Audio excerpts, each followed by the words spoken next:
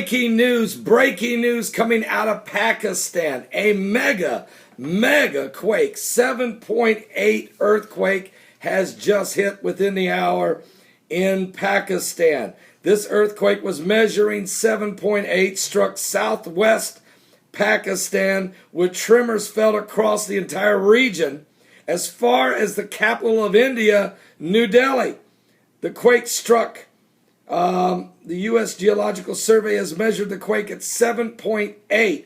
A red alert, I repeat, a red alert has been issued by the agency. This means estimated fatalities of over 1,000 people and damage to be potentially 1 billion. Now that doesn't mean that's what's happened. I'm not saying 1,000 people have just died, but I'm telling you that this is Russia Today. I'm telling you that the USGS emergency agency that measures these earthquakes, the U.S. Geological Survey, has just issued a red alert, 7.8 mega quake. Isn't it strange that on the very day that President Obama is going to speak at the United Nations within about another hour, and the world holds its breath to find out, will he even address the murdering of the Christian genocide that's going on around the world, including Pakistan, where these Christians, 400 or 500 Christians, came out of their church Sunday worshiping Jesus, singing, when 2 suicide bombers of radical Islamic jihadists blew themselves up, killing 81 people, maiming, wounding severely, the blood everywhere, 140 more injured. The Christians crying out to God, and God sitting on his majestic throne, hearing the cries of the martyrs for Christ under the altar of God, just receiving another 81 more, not counting some of the Christians that were murdered in Kenya. President Obama, you're from Kenya. What about the Christians being murdered to children in Nigeria? What about Uganda, Rwanda, Somalia, Tunisia? How about Egypt? Why are you backing the Muslim Brotherhood, President Obama? Are you going to address it in your speech? Because God is addressing it with a 7.8 earthquake. And the people of Israel are praying that God continues to build a hedge around them in the midst, in the madness, in the meanness of the mad spirit of the devil that's loose in the land. Now, again, breaking news. I'm trying. Can I have some coffee or something here?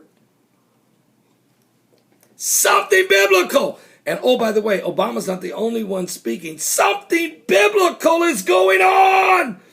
Jesus is coming. Now, listen to this for a minute.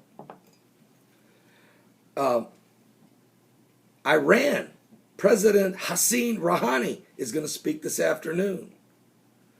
Did he bring that Christian pastor? That American pastor who's rotting. Here he is. I want you to see his face with his little girls. He's an American citizen from Idaho. President Rouhani, do you see his face? He's rotting in your jail. His crime? Holding home services with citizens of the Iranian nation. Having little home services, setting up little home services in Iran to help lead people to Jesus. And Iran says they're very tolerant. They love Christianity, they say. They let him out of jail. This honest truth. I would not let this man speak at the United Nations unless he walks in today with that pastor, on a citizen of Idaho, an American citizen from the state of Idaho. He needs to come today, bring him with him, walk in the United Nations and saying, we are changing our tone. I'm not just talking. Here's your pastor back. He was wrongfully imprisoned. I've come to change the day. That's not going to happen. That's why God is sending 7.8 earthquakes.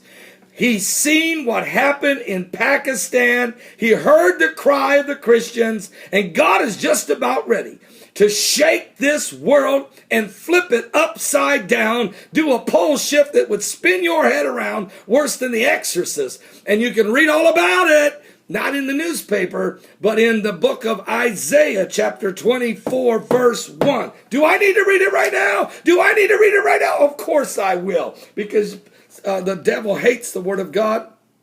And I'll read it. Here's what God said he's going to do. He's going to do this. This is why Isaiah 17, this is why Damascus is becoming a ruinous heap. This is why the burden of Egypt we've been witnessing in Isaiah 19. This is why we're watching these different biblical prophecies.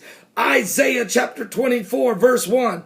Behold, the Lord maketh the earth empty, and maketh it waste, and turneth it upside down, and scattereth abroad the inhabitants thereof. Verse 20, the earth shall reel to and fro like a drunkard, and shall be removed like a cottage, and the transgression thereof shall be heavy upon it, and it shall fall and not rise again. You got your faith in this world? Are you a tree hugger? If you want to hug a tree, you better hug the tree of life. I'm all for green and I'm all for keeping things clean. But when it comes down to hugging trees, there's only one tree that I'm hugging. And that's the tree of life, Jesus Christ. Let's get saved.